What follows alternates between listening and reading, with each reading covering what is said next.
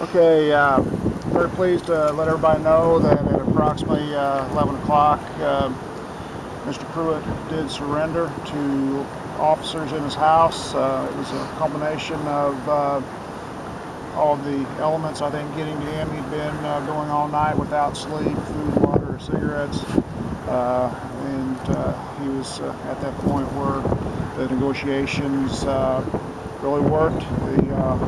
The officers, all the officers that were here, both tactical and negotiations, who worked to get Mr. Pruett out safely. He is unarmed. He's out. He's in police custody, and he is okay. At the present time, he's having a cigarette and I think some water, maybe a little food, and then he'll be brought out in custody.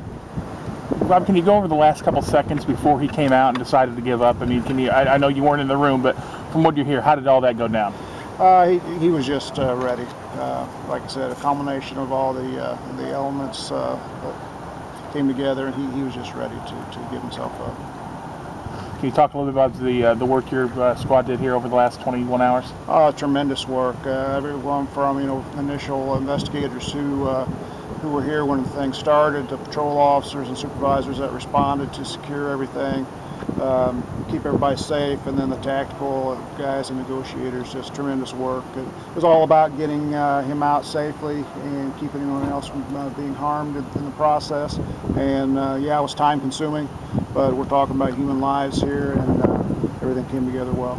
Kind of draining on your officers and the negotiators to keep this up for 21 hours. It is. However, we were able to cycle our people out. The people that were here last night were able to go home, get a few hours sleep.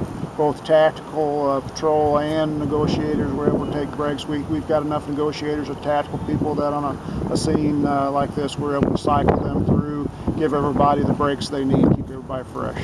How many negotiators did you cycle through? We actually had a total of 4. 4? Okay. Can you go over some of the negotiation process? I mean, what was actually discussed during those? A lot of it is just trying to get to the bottom of his issues, why he's doing what he's doing, trying to convince him that that what he was wanting to do was not the best way out of this, and that his best overall choice was to surrender and come out. Robbie said earlier this morning he had a handgun on him. Did he have any other firearms on him, or can you describe that scene for us? There are other weapons in the home, but the only one he had with him was the handgun that we saw him with last night. Do you know if it was loaded or not?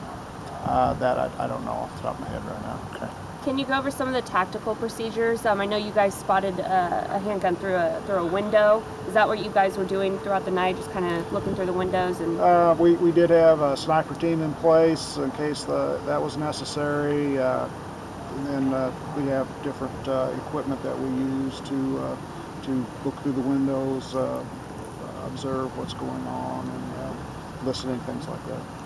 Officers went in originally for an investigation with child abuse, correct, or something along those lines. What kind of charges is he facing now? I believe it's aggravated criminal abuse that the warrant is for. That's the case that originally he was being they wanted to interview him on, and that's what started this. Has a warrant been issued for that charge? Yes, that charge. The warrant was issued yesterday on that charge. And what about any additional charges after all this? That'll be at the State Attorney's office. All right, guys. Over here. Are we ready? Looks like they're ready. All right. Thank you, Rob.